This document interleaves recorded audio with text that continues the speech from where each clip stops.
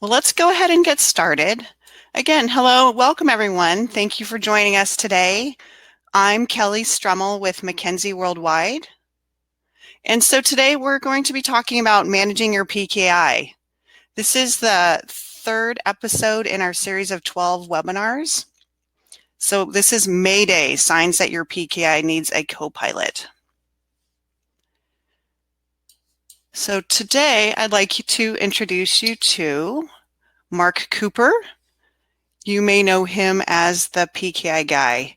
He is president and founder of PKI Solutions. So again, if you have questions throughout this webinar, please post them in the Q&A tab. We'll have lots of time after to answer your questions. So go ahead, Mark, take it away. Great. Thanks, Kelly. Hi, everyone. Looks like we got a good group today. I appreciate everyone tuning in for our Mayday special. I wanted to take this opportunity to kind of give everyone an overview of some of the common things that we see in PKI environments and why we're really kind of calling this out. And we're not really ones that like to pitch things on the FUD factor of fear, uncertainty, and doubt. But we certainly see some common themes when it comes to PKIs around the world.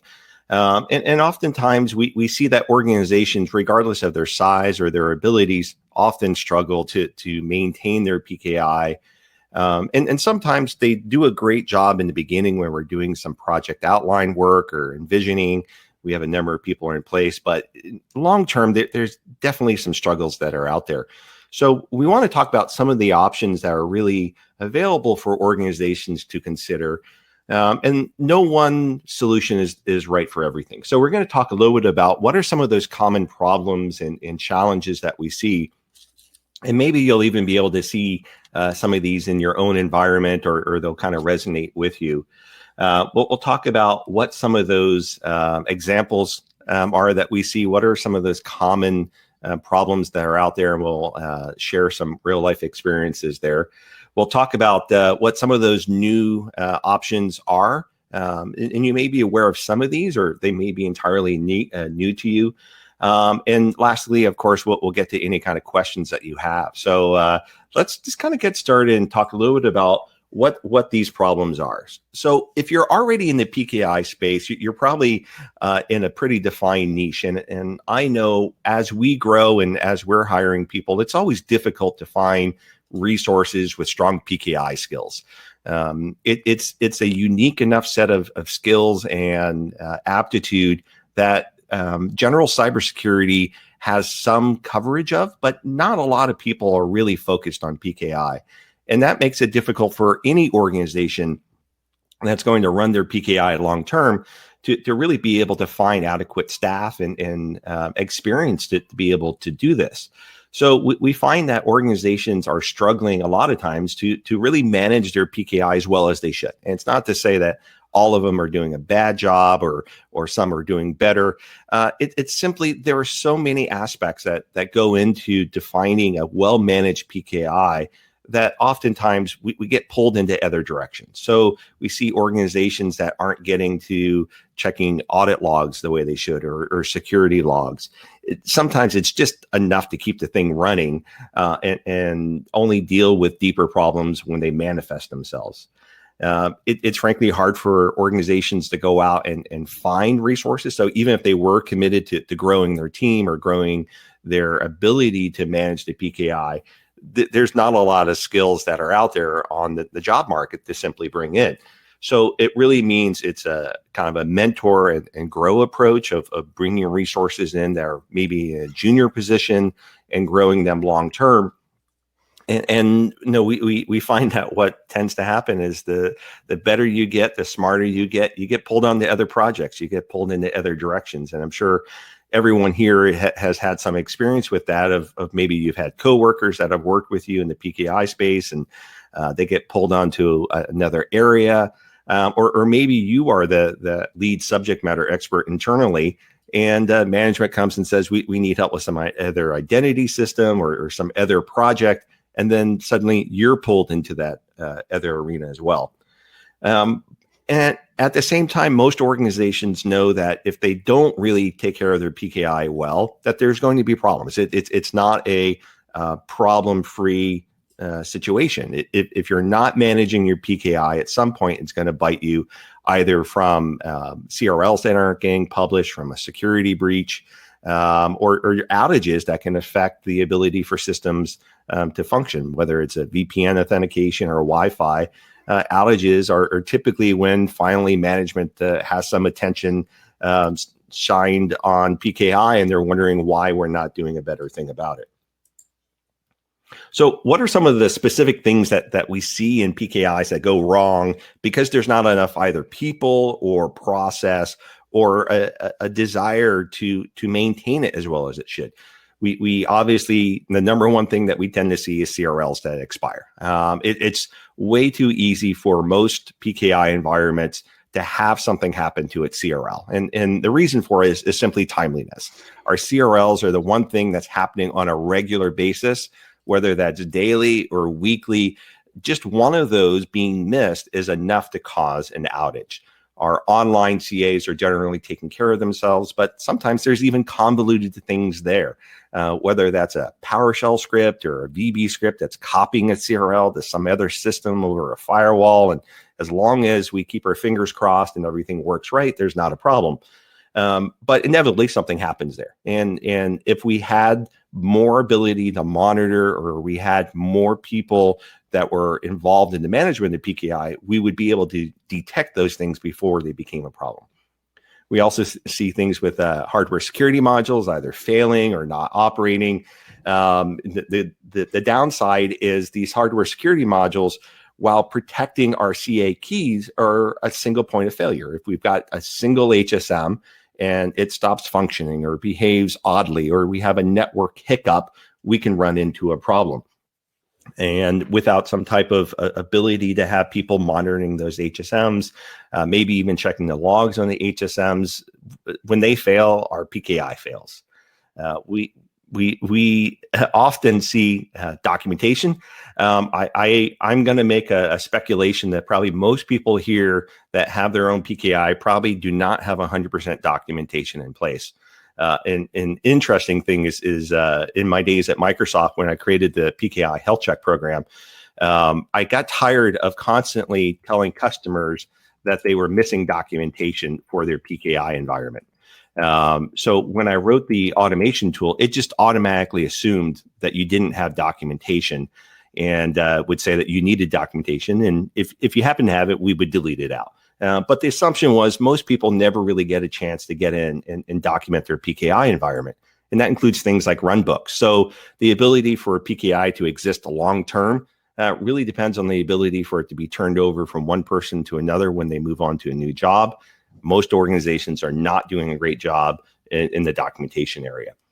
And lastly, there's never really enough time or skill to do all of this. It's almost kind of this ephemeral desire to have this PKI that's managed well, and the logs are reviewed. And we talk about these great lofty goals when we design these PKIs. But the reality is, at the end of the day, most organizations are not dedicating the time or leaving the right skill sets in place to actually manage the PKI right. So we obviously have some management challenges as well at a higher level. We know that the PKI, when it is used, tends to be mission critical, whether that is driving authentication systems for VPN or Wi-Fi. It could be doing code signing.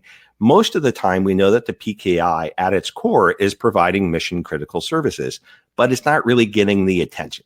Most of the time, we are owning and managing PKIs, providing mission critical, but it's not in the view of management and the organization as mission critical because it's so behind the scenes. It is a enabler of other technology driving other solutions, and they're kind of getting the spotlight. So one of the challenges obviously is, how do we make sure that our management, how do we make sure that the organization understands why it's important to manage this the right way? We also know that PKI is kind of ever evolving. It's not a static thing. While we may create CAs that exist for decades, things like cryptographic algorithms change, hashing algorithms change. We saw this with the SHA-1 to SHA-2 change. We're kind of on the precipice now with quantum computing coming along and what the impact will be to RSA encryption. So it's not a set and forget thing. There will be changes. There will be adjustments that we have in there. We also have this day-to-day operation. And if I'm busy just taking care of certificate requests and making sure that we can create templates for new certificate needs, I may not necessarily have time to go in and do the things I need to. Do I have the time to go in and actually look at the HSM event logs? I'm going to guess most people here don't. You probably are so busy doing other things. You know the logs are there, but until there's a problem, you're probably not even looking at them. And, from a compliance and an audit perspective, we know that a lot of organizations have requirements to make sure that their PKI is well audited, that it's secure, that it's compliant with a certificate policy or a practice statement, but there isn't often the execution. A lot of times we will work on certificate policy statements, for instance, and most organizations don't even have time to go back and make sure that what they wrote is what they're actually doing. So it's kind of this ephemeral creation of this desire of what their PKI is going to look like, and people don't actually get a chance to come back and make sure that it's actually being enforced. So what are some of the actual things that we've seen out there? And these are all true stories. We had one of a customer of ours where they had a failed hardware security module that had actually been offline for 6 weeks. And here's the good and the bad about it. The reason they didn't know it was offline is because when we designed and deployed the system, we actually had redundant hardware security modules, which is great. One failed, the environment kept working. That was exactly what we wanted it to do. However, because they didn't have enough people and they didn't have enough time to monitor the system closely enough, they didn't know they were in that state. So they were essentially running on a single HSM at that point. They were now in a failure state. While the PKI was running, if that other HSM had entered a failure mode, then their PKI would have gone down. The value of having highly available or redundant systems is only valuable to you if you know that you're in a failed state. So in their case, they simply didn't have the capability or the time to go in and notice that the one HSM had failed. Obviously, once we started going through and diagnosing, we were able to figure out, hey, according to the event log, this happened 6 weeks ago. Let's get it back up. And we were able to recover. But luckily, that didn't really happen before there was an outage. Otherwise, it probably would not have been revealed until that second HSM had failed. The other one that we see quite a bit, and it always surprises me to this day, of finding CAs that aren't backed up. Whether it's an offline system or online systems. And oftentimes those are missed for a couple of different reasons. Our offline systems tend to be physical servers sitting in a data center, so they're not being backed up as part of a regular net backup process. So somebody's needing to make a conscious effort to go in and back up their root CA. There have been many customers I've worked with over the decades where they've never backed up their root. They just assumed they didn't need it. It's a root CA. What's the problem? Or I've got an HSM. Why should I worry? Or they assume somebody else had done it. In fact, we don't have to back up our root CA every day, but we do need some way of recovering if something does happen. The online CAs tend to get forgotten because there's an assumption. Oh, I added a CA to my network. It is going to be backed up by the backup group. And that's the phrase that we hear more often than anything else. I don't know. That's not my thing. The backup group handles that. And inevitably, it turns out no one actually had the online CA added to the backup operation group. So it's never been backed up. So easy things to kind of overlook. The irony is it's right there in the event logs. You can go into the Windows event logs and see when was the CA last backed up. Now, if you're doing things like snapshots into virtual machine, it's a little harder to detect, but it's another example of things that get overlooked. The other one, and this is a true story from many years ago, one of the principles that we often talk with customers about is the concept of offline root CAs. And sometimes this gets parsed into this concept of a root CA that is sometimes connected to the network and then the rest of the time turned off. That's not an offline CA. That's a turned off CA. If your root CA is connected to the network and you turn it off when it's not in use, it's still connected to the network. It's just not turned on at the moment. An air-gapped offline root CA has no network connection. So if we're going to have this concept of I'm going to have my root CA connected to the network occasionally, and usually they'll say this because it makes the process easier. It makes publishing the CRL easier. It makes doing something else easier. There's never once been a convincing argument that says having my root CA connected to the network sometimes makes it more secure. But in their case, their assumption was it's going to be turned off 99.9% of the time. They're going to turn it on. They're going to publish their CRL and turn it back off. So that's pretty much what they designed around. Meant no firewalls, no antivirus protection.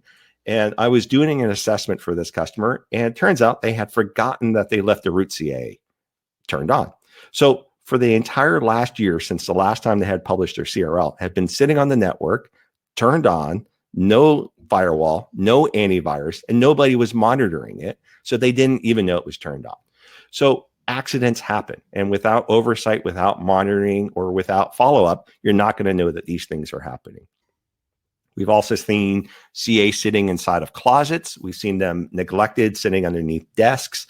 I could probably go on for hours about where I've seen CA servers located. And while they may be functioning and they may be issuing certificates, they may not be secure, and they may not be really in a place that's going to provide long-term security for the environment.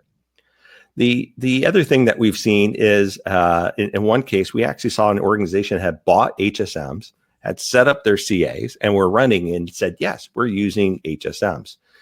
When we started to assess their environment, we found out that the cryptographic provider was using the default Microsoft key storage provider, which meant it was just using the Windows key protection. It wasn't actually using the HSM at all. It was up and running. They were paying the maintenance. They were making sure it was working, but the key actually wasn't stored and processed inside of the HSM. So there are lots of different ways that your PKI can kind of go off the rails without having some type of follow-up or oversight. There's a lot of different things that can happen in the environment. Some of these are simply design things that went awry, but some of them are operational. Having HSMs that fail and not being able to detect them, that's operational. Having CAs that aren't being backed up, that's operational.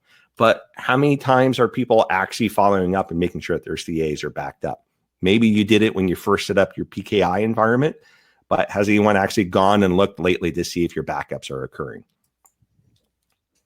So there are a couple different models that are out there that organizations can look at. And historically, there really has only been maybe one or two models, meaning you create your own PKI or you buy certificates. And if I look back 15 years ago, that really was the decision spectrum. Stand up your own PKI, use it internally, or go buy some certificates.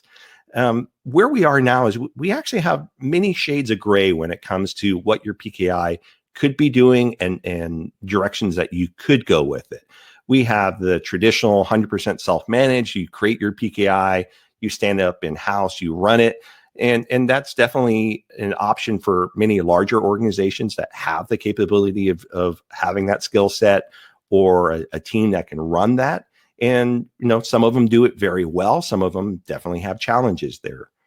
The other approach that you can really look at now is a co-management perspective, where you could have an outside organization helping to run your PKI. So it's still your PKI. It's still on-prem or sitting in a VM or wherever that's physically located, but somebody's helping you run that. You're still in control of your key. It's still your exclusive PKI, and you can control what you want to do with it. And that's an important thing. There are options that are out there that are going to restrict what you can do with your PKI. So depending on your use case scenarios, some of these options may not map closely across. A good example of this, if you're looking at things like TLS inspections, so Palo Alto devices, the checkpoint firewalls where they're doing outbound TLS inspection, those devices work by being a subordinate CA. And I'm going to guess that most organizations that are listening to this probably have one of these devices. It's very common now. It is essentially a sanctioned man-in-the-middle inspection of outbound TLS. in order for those to function, they have to be run as the subordinate CA. And that has to come from a PKI somewhere. And there is a self-signed option. It's not ideal. But if you're going to set these devices up as a subordinate CA, you need to be able to have a PKI that would allow you to do that. There are PKI options out there, a hosted and constrained PKI, for example.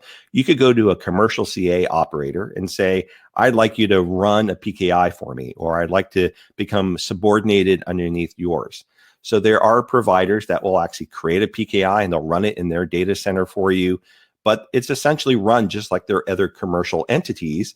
And they're going to restrict what you can do. They're going to say, oh, you can get client authentication certificates or server authentication certificates.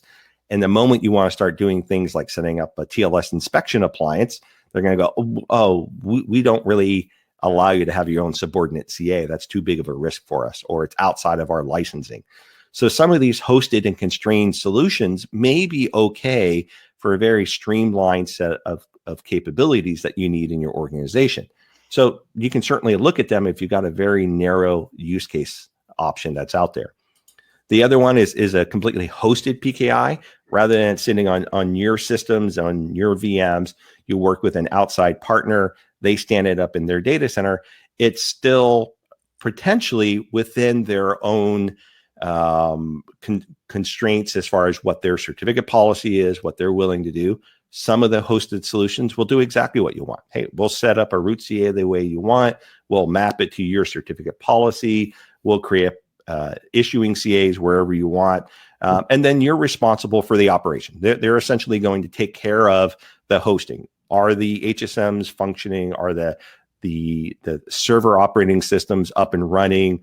They'll do monitoring. But when it comes to templates, the issuance, the verification, the modification of information, that's all going to be up to you. The other thing or option that you can look at is the fully managed PKI option. And with this one is essentially you're working with an outside partner, and not only are they hosting and managing the PKI for you, but they're also going to drive the day-to-day operations. So with a fully managed PKI, you essentially just become a consumer of certificates. The PKI is yours. It's for your purposes. But at this point, you're really relying on a partner to take care of things like auditing, issuing of templates, reviewing certificate requests, and they work with the organization to make sure that any use case scenarios are taken care of. But beyond that, they're really not having to be involved in the day-to-day requirements and operations of the PKI. Maybe it's simply a matter of escalating issues up to them. So a brief plug for us. There are some co-management options that we do bring to organizations. Essentially, what we're trying to do is provide organizations with a way of augmenting their staff. From a co-management perspective, our goal is to essentially enable organizations and their teams to manage their PKI today. So we really see this as a partnership with organizations where we act as a subject matter expert with you on an ongoing basis. It's still your PKI. You still need to have people internally. But if you're a team of one or you're a team of three, maybe you don't have the time or the expertise to dig into all of the things that you should do. So we're going to be working with organizations to really help with that ongoing oversight, whether that's reviewing the health of the infrastructure, HSM logs, the security logs, providing ongoing reporting and remediation of issues within the PKI environment. The intent is to eliminate the need for organizations to have to grow their FTE requirements and to also improve their ability to be health conscious when it comes to their PKI management, making sure that the logs and the operations that need to be taken care of are taken care of on a regular basis. So a couple things from the oversight and best practices. There are certain things that you should be making sure that you do inside of your environment, whether you're managing your PKI yourself, you're working with an organization like us to provide that co-management, the things that are really designed to help make sure that you're identifying issues in your PKI before they cause problems. a lot of focus is about issuing certificates, and I go into PKI view and everything is up and running and healthy, everything must be okay. Well, there's a lot more to that. And these are the areas where we find that most organizations have a problem, whether it's having enough time or the desire or frankly, the expertise to do something about it. One of those is just reviewing the CA logs themselves. So there are readily available logs inside of Windows to review as far as the operation and the security of your CA. There's reviewing the database growth. This is a simple one. How big is your database today? Most organizations don't even have an idea of how big is their database. How bloated is it? Do you have 5 million failed records and 10,000 valid records? We've seen it. Absolutely. It exists. And you wind up with a 40 gigabyte database for 10,000 records. And it really should be more like a 100 meg rather than 40 gigabytes. Reviewing things like HSM logs. So if you have an Incypher device or a SafeNet Luna device or Unimako device, they all have logs. They all have information about what's going on. And there may be disconnects that are going on. There may be network problems. There may be peer resets that are just going unnoticed that could eventually cause some problems down the road. We're also wanting to make sure that you look at things like your security protocols. What are your physical and logical controls of getting to your CAs? Are people following those practices? Are they actually accessing your CAs in a secure way? Managing your configuration details. There's a whole set of security steps that you can go through to make sure that you get alerted when your CA configuration changes, when a update has been made. How many people have turned those on and are getting those alerts? It's usually very low. And then obviously there's an ongoing set of oversight when it comes to the algorithms, whether it's the implementation of things like SHA-2 or just increasing the RSA keys. This is something that at least on an annual basis, organizations should be sitting down and trying to get a sense for, is our CA still following compliance when it comes to the recommendations from NIST or other authorities that map into our environment. So a couple advantages when you really look at some of these options, you may find that some of them are cheaper than going out and just hiring more people. Now, obviously, you can always say we want it to be 100% in-house. We don't want to rely on someone externally. That's basically capital and people. You're going to need to buy equipment and you're going to need people to run it. Some of these options, whether it's co-management or hosted, may wind up being cheaper than simply going out and hiring more people. The assumption is that you can find those people, that there's skill sets readily available in the job market to bring them in. But some of them may actually work out better for certain organizations. So we never have a magical one-to-one mapping. It really tends to be, what does that organization's need? What solution maps the best over? What we tend to see is organizations that rely on co-management or are hosted, they don't need to let go of their PKI expertise in-house. It tends to be that they become more of an architect. They become more involved in the higher value things with their PKI and less about reviewing a particular event log or looking to see if configuration changes. It's more about, what are we doing with our PKI? How are we mapping into business use cases? Where do we provide visibility into management? So if you're in that position today, just because you look at one of these other options doesn't necessarily negate the need for you to be involved with your PKI. It simply means you evolve into something else. We also see some of the advantages for things like co-management, the options around whether having 100% in-house managed or co-managed is thinking about CA keys. And this is a big point that we often talk with customers, regardless of how they come to us or why they were talking about, is the ownership of your keys. And we always advise customers to think about those CA keys, because when we're creating our PKI, hopefully this thing's going to exist for decades. We need to think about, where is that CA key and how and who has control over it. Because if you work with a hosted provider or a constrained provider, for instance, you may not actually ever have control of that key, which means if you're unhappy with the service, if you want to move somewhere else, if you want to take your workload to another place, you have to worry about how are we going to get that key. And whether it's the hardware security module manufacturers or the hosting providers, this concept of break glass. There are, whether you know it or not, there's always some method to get keys out of an HSM if you pay the right amount of money. All the manufacturers have this. It's a break glass scenario, but it tends to be very expensive. But when you start looking at some of these solutions, it becomes a concern. If we're unhappy with a particular model, how do we get our key out? How do we move our PKI somewhere else? It was hosted. We're not happy with it. We want to move it to another hosting provider, or we want to bring it in-house.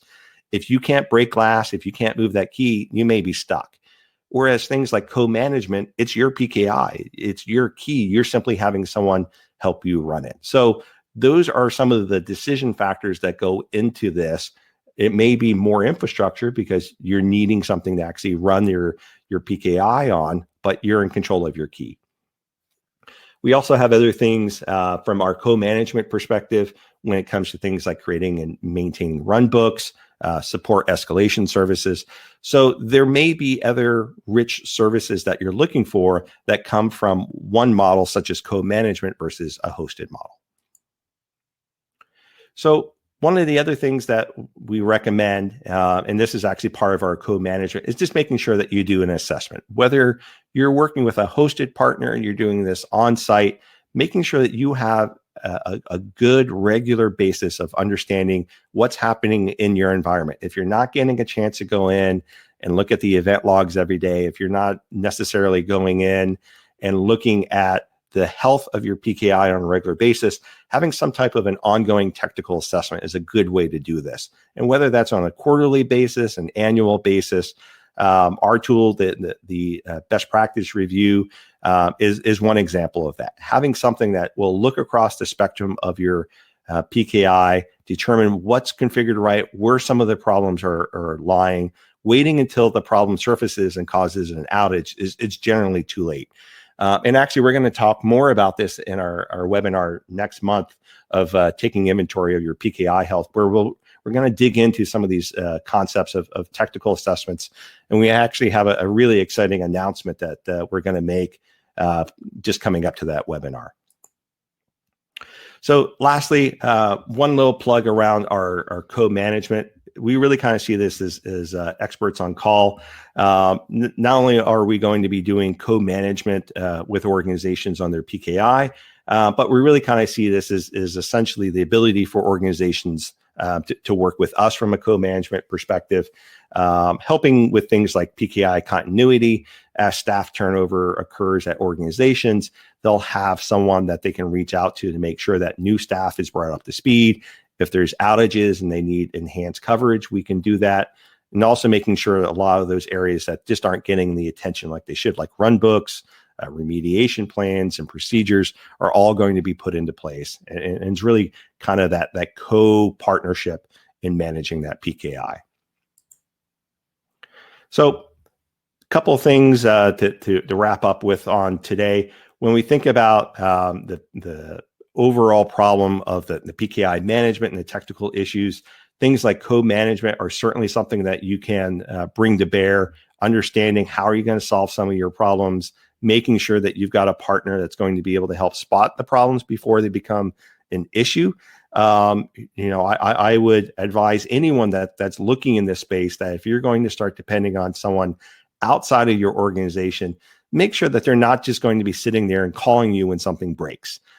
You really should have a partner that's working with you to make sure that things don't ever get to that point, and helping to enhance the overall practice, whether that's creating a regular assessment program, creating the run books and continuity, making sure you're getting briefed on changes that are happening with your PKI, your partner in your PKI, whether it's that hosting company, the co-management, whatever model you're going to go down, they really should be there to support you and make you successful. And it's going to be a good partnership if it's someone that's catching the problems before they manifest themselves.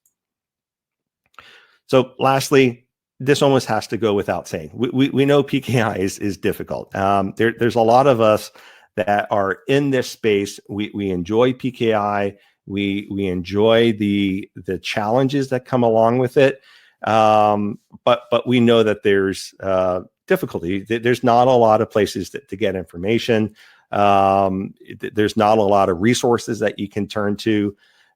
We do our best. We try to do offerings of not just in the consulting space where we're involved with organizations, but we want everyone to be successful in this space. So a lot of our PKI training that we offer is all about helping other people experience good training, finding out what they need to know on setting up and operating their PKI. In fact, we just launched our advanced ADCS course online as well. So if you haven't seen that, we now have our PKI in-depth as well as our advanced class available online.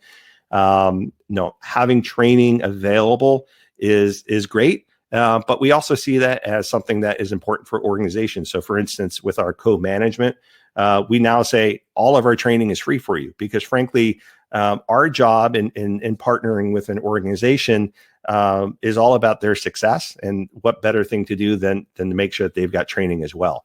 So if you haven't seen our training, I invite you to come to our site, pkisolutions.com/training, or if you reach out and we wind up working together on a co-management opportunity, then we're going to give you all the training, because the more knowledgeable you are and the more prepared you are, the better our partnership is going to be.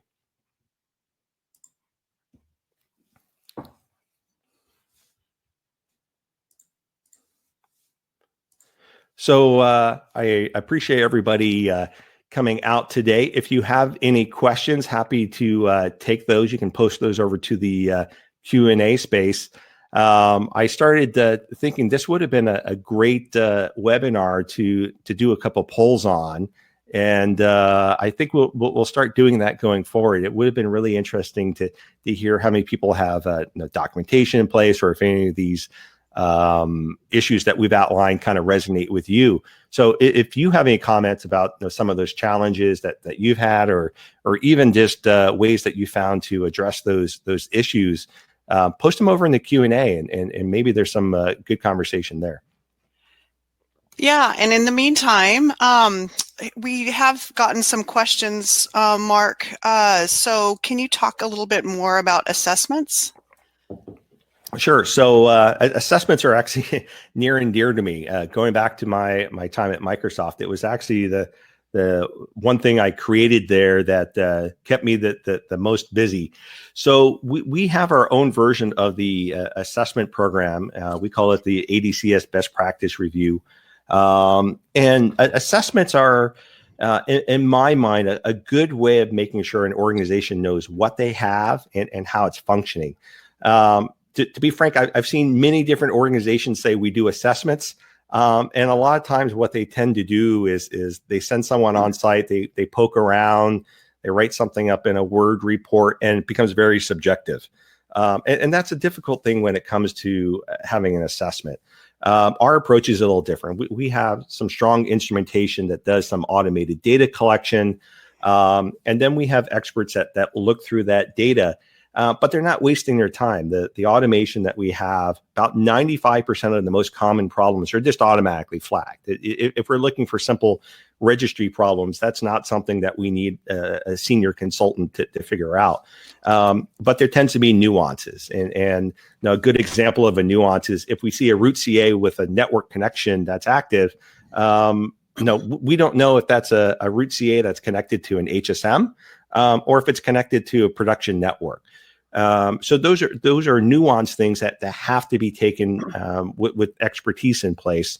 And relating to that, we have, and I wish we were quite there, but we've got a really, really interesting announcement coming up in the next couple of weeks as it relates to assessments. And we're going to be offering something that nobody in the world is doing today. And if you can't quite judge, I'm really excited about this, but I think I might have to wait another week or two.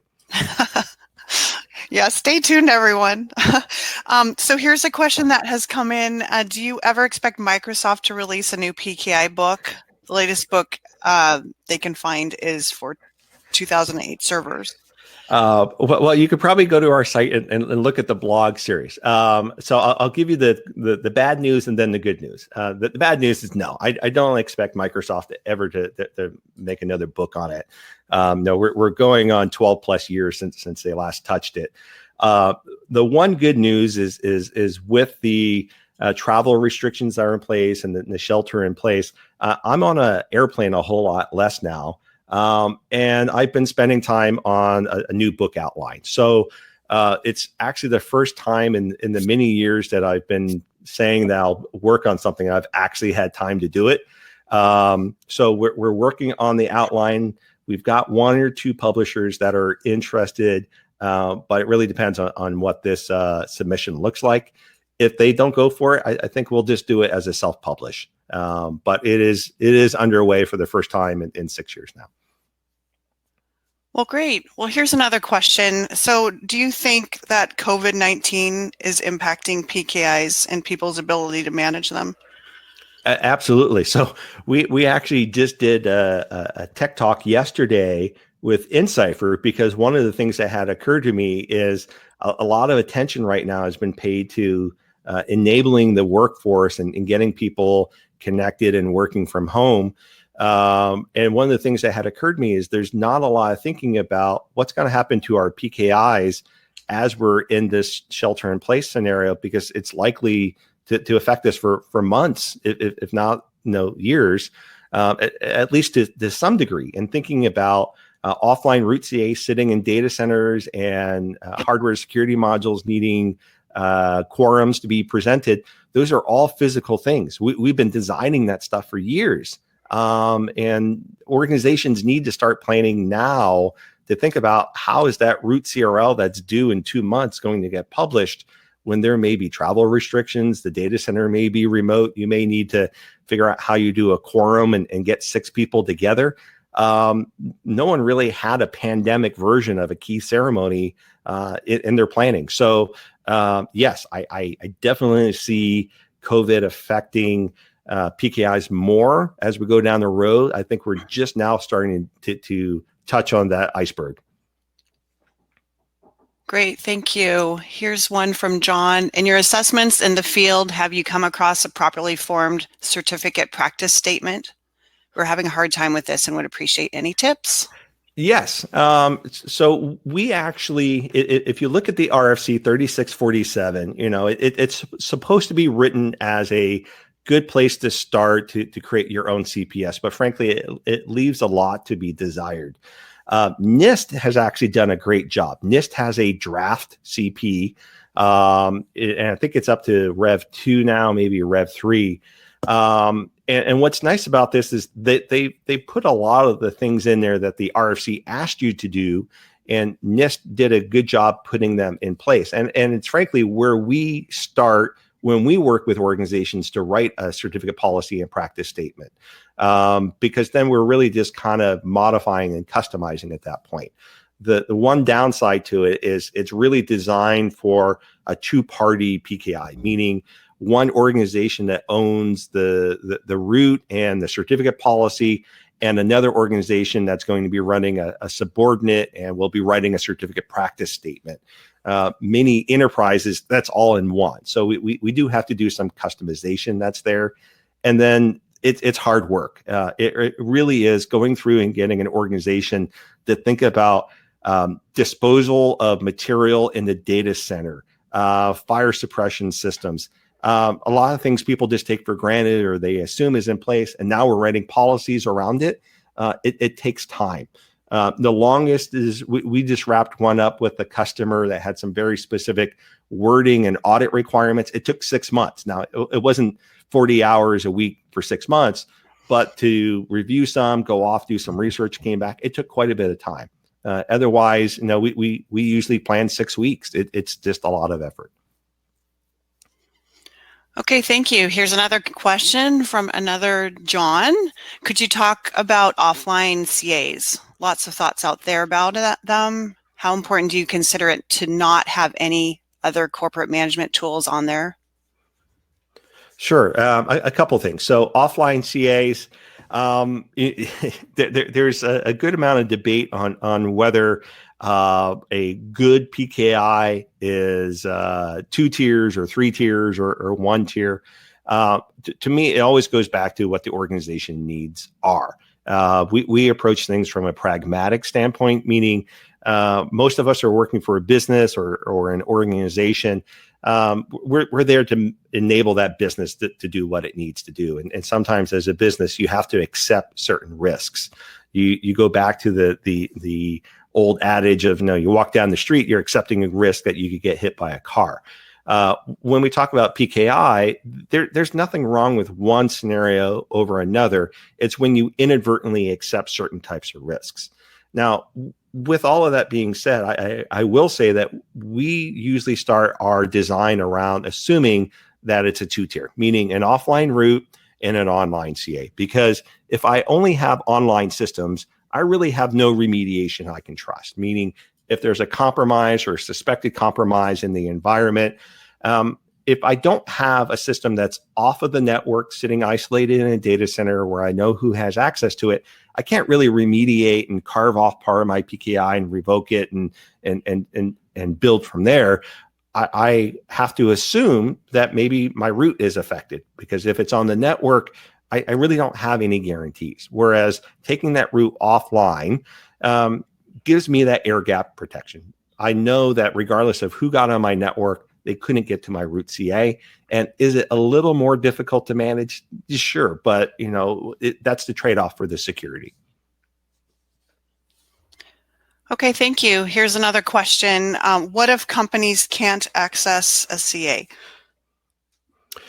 So if they can't access a CA, assuming we're talking about perhaps like an offline CA, and we're coming up on some type of interval like a CRL publishing, there are some things that we can do around things like emergency CRL signing.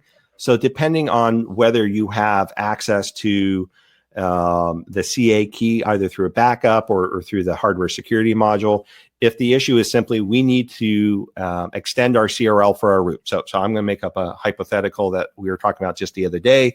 My root CA is sitting in a data center. I can't get in there. My CRL is due to be republished in a couple of weeks from now. What can I do? Well, if we think about what we're trying to do is have a CRL that's going to be valid for a longer period of time. If it's a root CRL, you're probably not needing to change the contents of what's been revoked. So with the emergency CRL signing, if I can get a copy of my CA key, I can simply take an existing copy of my CRL and extend the validity period and then sign it with the CA key, because that's all the CA would be doing. If you have time to plan through this, if you either have a backup of your CA key, if you're not using a hardware security module, you can back it up into a PFX file, and there's a whole host of security issues with that.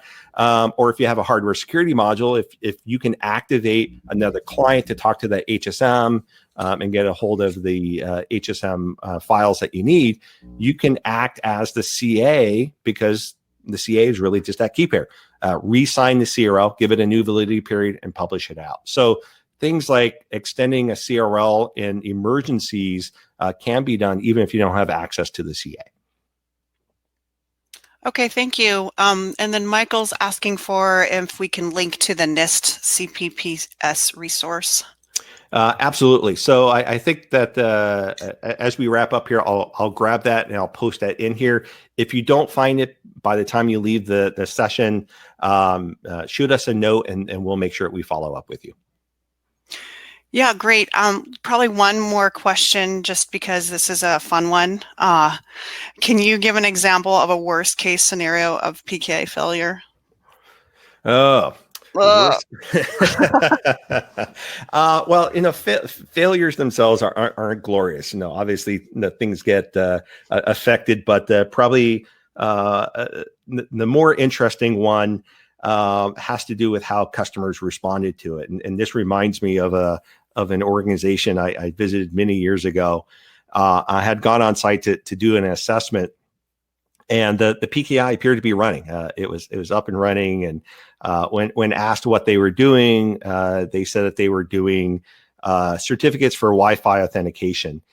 and the environment appeared to be okay on the surface. Everything that they thought was functioning. And I ran our assessment tool, and the assessment tool kept blowing up for some unknown reason. So I had to go into a Visual Studio and run through the parsing just to figure out what was going on. And come to find out that actually their PKI had failed many years ago because somebody had failed to publish a root CRL. So essentially the entire PKI infrastructure stopped functioning, and they were getting errors about offline CRL checking failures. And I often talk about this in our class, and the analogy I use is they put a Band-Aid on brain hemorrhage. They configured the PKI to ignore revocation checking failures, and things resumed. So they were actually running in a failed state for many years, and people had forgotten that this was ever set. They didn't even realize it, the current people that were doing it. And our tool was failing because it wasn't expecting to see this PKI up and running. It should have been actually turned offline. So this was probably a pretty epic failure in that their PKI probably should have stayed shut down until it was properly fixed. But it continued to run for another 2.5 years. Okay, 2 more questions came in, and someone posted the link in chat to the question. Yep. That's the one. Thanks, Andre. Yeah, it's the NIST 7924 draft. So that's a great place to start for a certificate policy and practice statement. Great. Well, thank you for posting that. So 2 more questions. Answer quick, Mark. How many perfect PK environments do you see out there? And how big is a typical team managing such systems? I like the fact that perfect was in quotes. In quotes. Yeah. And this is where I wish I could share a little bit more about the announcement that we've got coming up.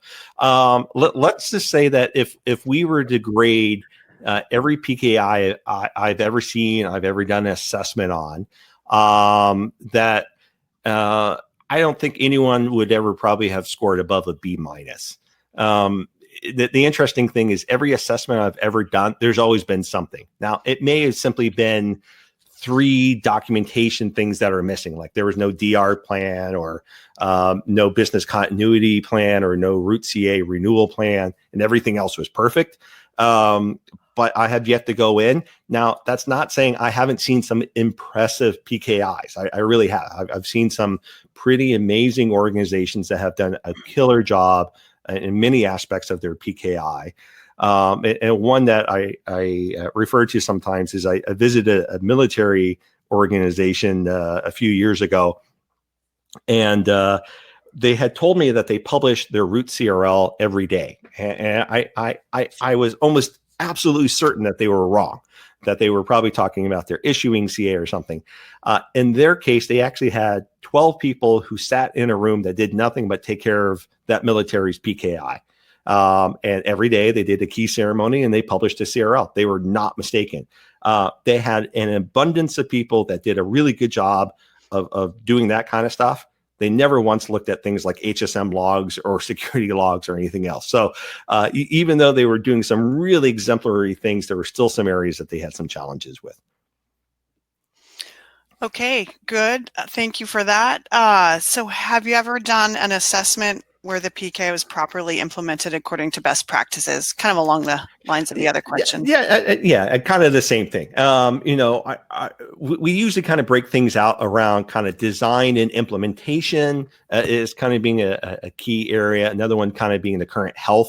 Something could be designed and implemented with all the best practices, but it currently has a health issue. Something isn't published in the right place or something's not accessible.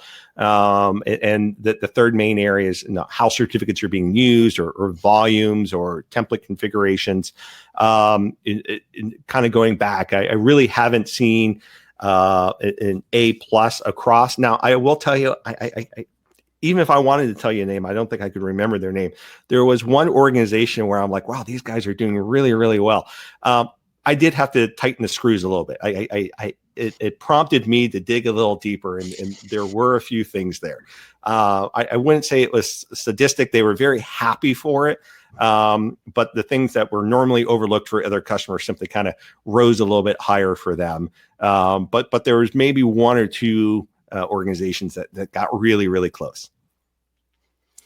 Well, thank you. Well, let's wrap it up. If you didn't get a question answered and something pops up, please send an email to the PKI guy at pkisolutions.com. And again, we've got several webinars in this series. And so if you visit pkisolutions.com/webinars, you can go ahead and register for the next one coming up May 27th and a bunch of others throughout the year. And we'll be posting a recording of this webinar. And so Mark, go carry on and write that book. You have some pre-orders. I thank you for that. I will make sure that I keep everyone up to date. I may be kind of reaching out and asking people for a letter writing campaign to a publisher or two once we submit this, just so that they know the interest is out there. So keep your ears open for that. Yeah, and keep your ears open for upcoming announcements we've got in the works. And again, thank you everyone for joining us. Stay well, and we'll talk to you again soon. Thank you. Thank you.